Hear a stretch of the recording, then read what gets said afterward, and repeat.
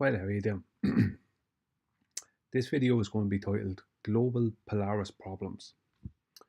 Um, I'm making it due to many years of our opposition not being able to understand um, why Polaris appears to drop in the sky by 1 degree every for every 69 miles you move away from it, or rise in the sky by 1 degree by for every 69 miles you move towards it.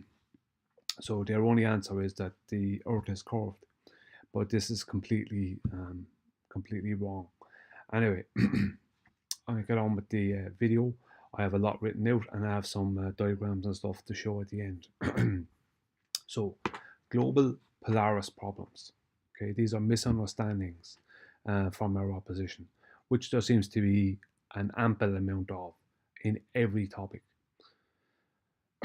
Okay, our opposition have a terribly difficult time understanding how and why Polaris appears to drop in the view of an observer by 1 degree for every 69 statute miles that an observer travels away from it. Polaris is the only stationary star in the sky, as every other star is in motion. Polaris is actually the baseline for all celestial navigation. To explain this better, how Polaris became the baseline for all celestial navigation was because sailors found out that by making what we today know as 69 statute miles of a distance from the star would appear to drop by 1 degree in the sky above. This allowed them to experiment with the sky as once they treated the Earth and sky as two parallel flat planes, they then found out that the other stars would also drop by 69 statute miles per degree. They found that any star that was at their zenith would have a GP ground position of 69 statute miles away from them once it moved from 90 degrees to 89 degrees, etc. This gave them confidence that by using degrees of angle that they could determine which part of the Earth a star resided over. Known as a GP today, this star location on our star zenith could be used as a radius line for a circle of which every part of was at an equal distance from the zenith position of the star, a circle of equal altitude. There is a misconception on our opposing side that the reason for Polaris dropping by 1 degree every 69 statute miles of distance is due to the Earth being a globe, but this could not be further from the truth. And the reasons being that there is no perspective taken into account for one. Secondly, they believe that vertical heights can be measured with angles when only angular size can be measured vertically. As if a cloud is 10 miles away and my angle to that cloud is 20 degrees, does that make the cloud 10 miles high?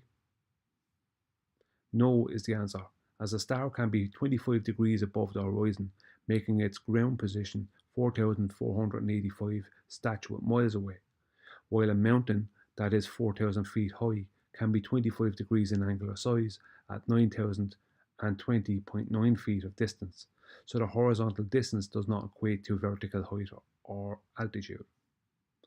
As a lot of people on not just our opposing side but our own side have gotten this wrong and claimed things like the sun is 4,000 miles high. The truth is that nobody knows what heights the sun, moon, and stars are at, and you won't know with angles alone. All you can do with an angle is measure the angular size of the free space between the celestial body and the surface of the Earth.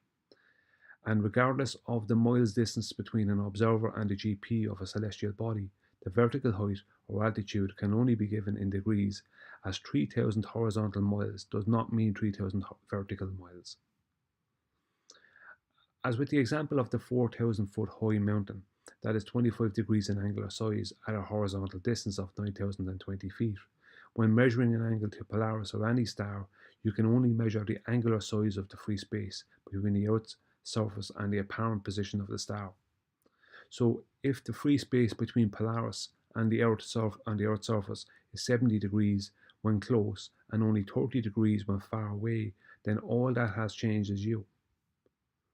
At 70 degrees, Polaris would have a GP of 1,380 miles, whereas at 30 degrees, Polaris would have a GP of 4,140 miles.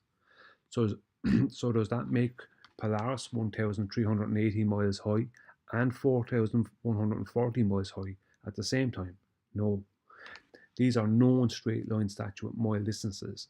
The only thing that has changed is the observer's ground and sea position with respect to Polaris. But Polaris didn't change and the Earth didn't curve, as both the Earth and sky remain parallel horizontal lines to each other. Our opposition think that you can measure huge vertical distances with angles when you can only measure angular free space between two objects. They constantly attack us with claims like Polaris won't drop 69 statute miles per degree over a flat plane, when a horizontal plane of the Earth and of the sky is what's needed to create this effect. What they also get wrong is they use an equator size of 24,900 miles when they should at least use an equator size that's just under 39,000 miles. Not that it matters, as you still won't find out the vertical height of Polaris or any other star by angles alone. But if you use a globe Earth equator size, then your angles will always be wrong if you're trying to equate it to a horizontal plane. But either way, they always ignore perspective and just claim that the Earth is curved, when a curved Earth is not only idiotic as a claim, as there is zero evidence to support this, but you can't get an angle off of a curved surface.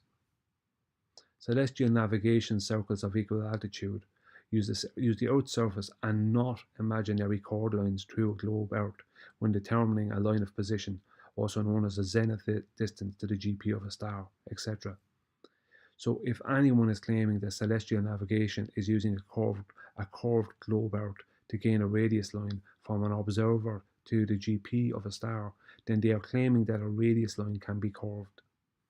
Moreover, a chord through a cross-section of a sphere won't work either.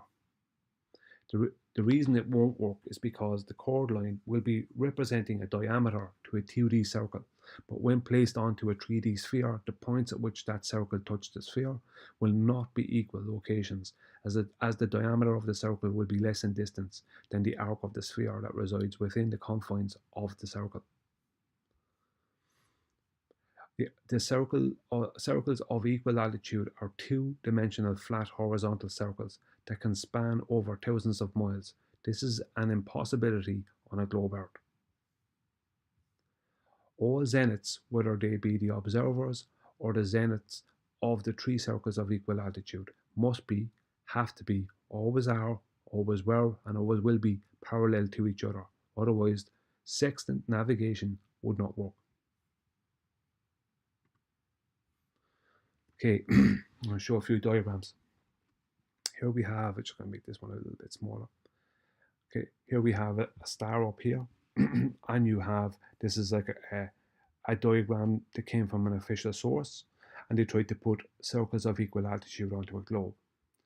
Okay, and the same official source will show you flat circles, 2D circles, 3 of them together.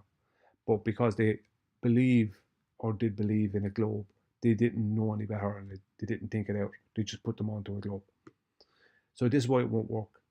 Here you have an observer, right? This is their zenith. This is their angle? How are they getting an angle?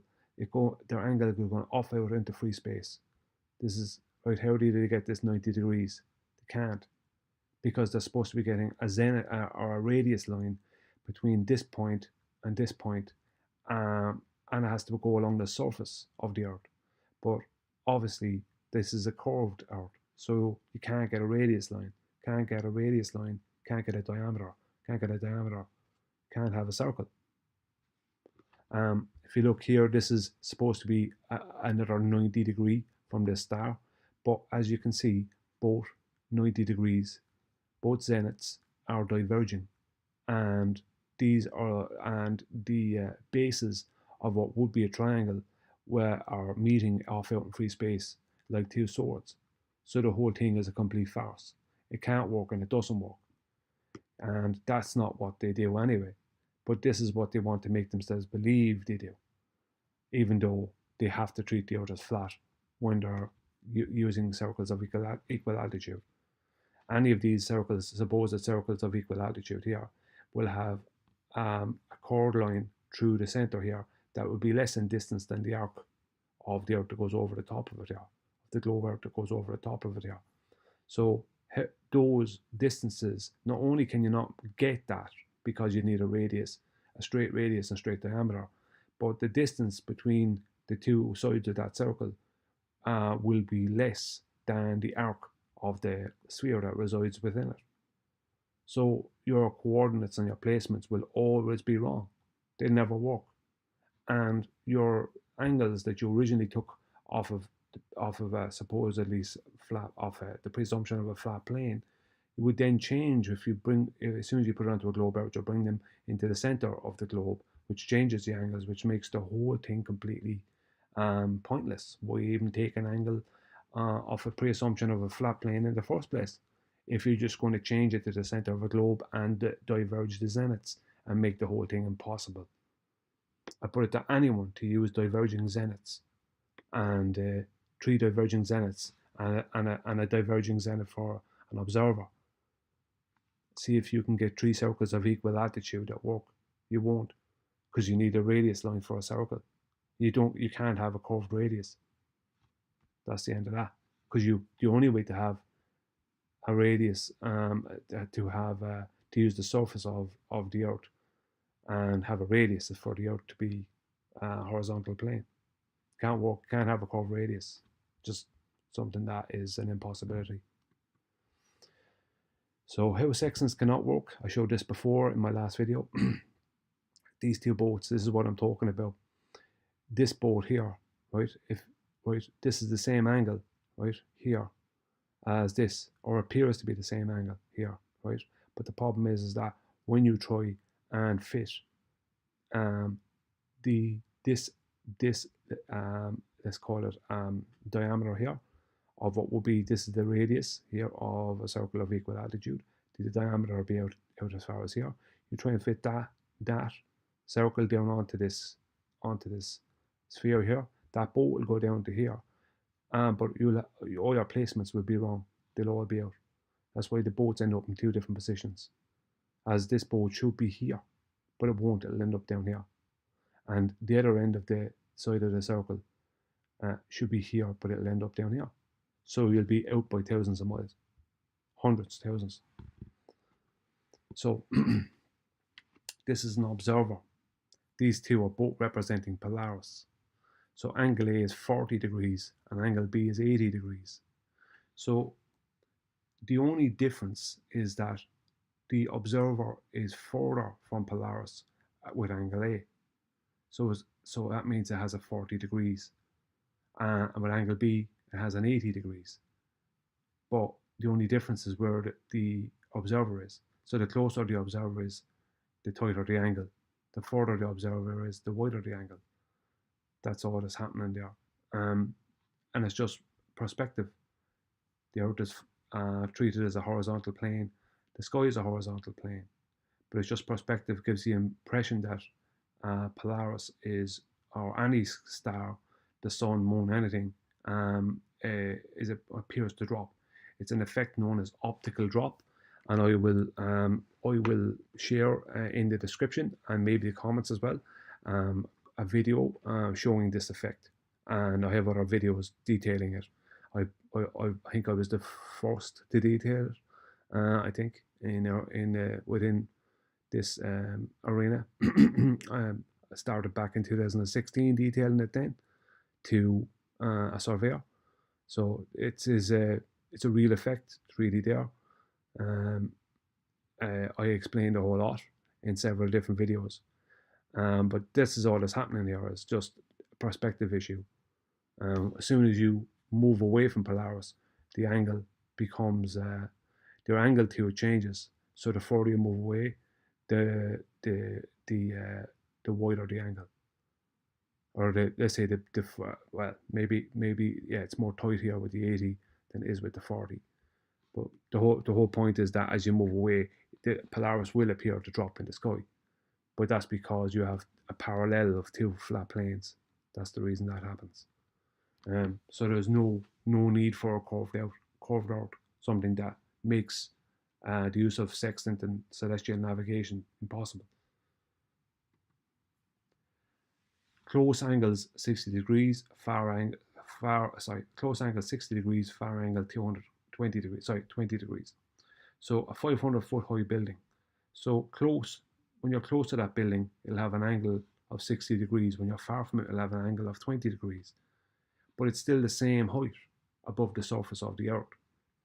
You can move away, but due to angular size change, basically all it is that a change in the angular free space, if you want to call it that, here. That's all it is, a change. Although you will have a building there, it's an angular size change of a building. If the building wasn't there, and just imagine it as like a star or something, or even just a drone at 500 foot high, when you move away, that drone will appear to drop. That's all it is. That's all, or a helicopter. That's all that's happening. So if you look at Polaris, it's the same thing. So Polaris, as you move away from it, will appear to drop in the sky, bringing your angle down. And when you're getting closer to it, it'll bring your angle up. And all the other stars are the same, except for they move. So when they're at your 80, when they're 80 degrees above you, at an angle of 80 degrees, as they move away, they'll go to a 40-degree angle, 20-degree angle. That's what happens. It's just that your angle to that star is changing as it's moving away from you, or as you move away from Polaris. The same thing happens with a building. There's no difference whatsoever. A building that's 60 degrees, close to it, will be 20 degrees when you're far away. There's no great mystery there. It's just what happens. It's just a part of perspective. This is showing how, if you can imagine this yellow circle being a circle of equal altitude, the green line is the diameter of that circle. That circle is placed onto a sphere. I'm using the white line here as, let's say, a sphere. So that becomes like a dome within the circle. But the white line here, right, is represented in when that's straightened out, it's represented by this purple line. And as you can see, this purple line is greater in length than the green diameter. So even though you can place a two-dimensional circle onto a three-dimensional sphere, the diameter will never match the arc for distance. So your locations here and here that you plotted as a straight line distance with the circle of equal altitude will always be those locations will always be out, because they are not going to be here and here on the 3D sphere, because they be up here and over here. So there's be hundreds, thousands of miles. You'd be hundreds, thousands of miles out. So you can't do that. It's an impossibility. And you can't run a cord through a sphere, Earth, and then use that as a distance, because they have the same problem. It just doesn't work. It's an impossibility. You can't have a curved radius, and you have to use the surface of the Earth. So even you can't use the surface of a globe Earth because it's curved. You can't use that. You can't use that because you can't have curved radius, and you can't run a cord through the center of it because you have the problem then of the placements on coordinates. So you can't do it at all if you're using the surface of a globe Earth, of a curved Earth. And even if you run a cord through that, the distances will be all out. It won't work. You'll never make it work because you're using straight line distances. When you're using a radius, because it has to become your radius and your diameter then, doesn't it? And that's going to be a straight line distance. So that's not going to fit on your arc. It's going to be all wrong, all the time, every day, forever. Here I'm showing how you can't get a 90 degrees on a curved surface. So you have two straight lines and a curved line. You'll never make a triangle out of that. 90 degrees requires a triangle. So you can't do that. It's an impossibility. You can't use a curved bottom to a triangle. It won't be a triangle. Your angles will never be correct. Here is one I showed as well in my last video, just showing how you will have a 5,200 mile diameter of a circle of equal altitude if you've got a radius of 2,600 miles, which common and often that they will have radii and diameters of that size and more. So the boat here, the person in the boat knows that in a straight line distance from their position through the sun's GP to the opposite side at the same distance, that there's a straight line distance of 5,200 miles. They know that there's a circle of equal altitude that has a diameter of 5,200 miles. They need to know that. That's something they need to rely on to triangulate their position at sea, because they're going to be using 2 and 3 circles of equal altitude to intersect each other and find their location. And to do that, they need a straight radius on the surface of the Earth, not a chord through some kind of a ad hoc globe Earth. A radius, straight radius and diameter along the surface of a horizontal plane. That's the only way it works. So here we have the sun's GP, right? This is the sun's zenith and the observer's zenith. The sun's GP, 4,000 miles, observer's GP. So this is the sun's GP here. That's the observer's GP. So as you can see, this is a right angle, right? Both of them are right angles. And there's 4,000 miles, I'm just saying 4,000 miles. There's a 2,000 mile radius, or a 2,000 mile radius and 4,000 mile diameter. So, a 4,000 mile radius and 8,000 mile diameter. Sorry. So there's 4,000 miles between the observer's GP and zenith and the sun's GP and zenith. But they both have to be 90-degree angles, and they both have to be able to meet along a straight horizontal line.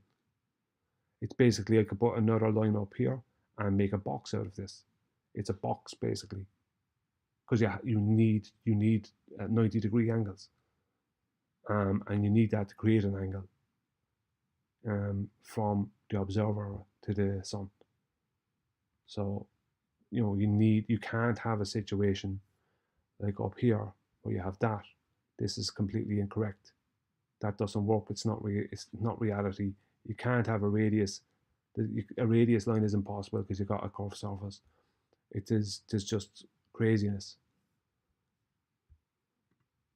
This is what it has to be for that to work. So 4,000 mile radius, 8,000 mile diameter. That's an 8,000 mile diameter of a circle of equal altitude. Here you have sun, distance from GP. Let's say this is 4,000 miles again. So this is a straight radius. How can you put that onto a spherical surface? You can't. You can't. A spherical surface has no. You can't have any straight line on a spherical surface. You can put a line on it and follow it around in a circle. You can make a circle, like they do with the longitude lines on the globe Earth. You can make a circle, but you can't have a straight radius. You can make a circle going around the outside of it, but you can't have a straight radius and a straight diameter. You have to put a chord through it, and it doesn't work, because for a start, you need to use the surface for circles of equal altitude. Number one. Number two, your chord and diameter. Sorry, your chord, which makes your radius and diameter. If you put it through, try and cheat, because all it is cheating. Trying to put it through mathematically through a sphere of Earth. What's going to happen is the arc that resides within that circle will be more in distance, so your coordinates and placements, everything will be out. But they don't do any of that. They just use straight, horizontal, plain sailing measurements. That's what they do. There's no such thing as a straight line on a curved surface. It's an impossibility. You need flat, two-dimensional. You can't have a flat circle, and three flat circles on a curved surface. You can't have that. You can mathematically mess around with things, but you'll never get it all to match up. And you'll have to put chords through your sphere and make it up as you go along. And in the end, you'll have to come back to putting three two-dimensional circles onto a flat plane, because that's the only way it works. That's what they always do. It's what they always have done. They have to treat the earth, plain sailing, they have to treat the earth as flat. They treat the earth and sky as flat. That's the only way to do it. Radius, a straight line that originates at the center of a circle and ends at the perimeter. In geometry, a diameter of a circle is any straight line segment that passes through the center of the circle and whose endpoints lie on the circle. The circle is a two-dimensional 2D shape. It only has two measurements, such as length and height, and is usually called a flat shape. The ball, however, is a three-dimensional 3D shape because it has three measurements, length, height, and width, and is sometimes called a solid shape. A two-dimensional shape is a shape that has length and width, but no depth. A circle is one example of a two-dimensional shape. Circle of equal altitude. No matter what way you go around it, no matter what you try to do, you can never use this. This is a straight line distance measurement. You can never use this on a sphere Earth. It's impossible. All your zeniths will be diverging. All your radius and diameters will be chords going through your sphere. None of that will match this. All the placements and coordinates will be out. It'll all be wrong. This is what you have to try to do. A curved radius line. It's impossible. There's no such thing as a curved radius line. But the whole point of this video mainly was to talk about the circle of equal altitude, but it's mainly about Polaris, as Polaris is the baseline for all celestial navigation. So if they found out that when they moved further away from Polaris or closer to Polaris by an exact amount, that Polaris would drop or rise by an exact amount. And they found out the rest of the stars were the same, it's just that they weren't stationary like Polaris. So the rest of the stars acted the same, and they moved away from them or came towards them. If they come in towards them, they would rise in their view, and going away from them, they would drop in their view. And they figured out that they could then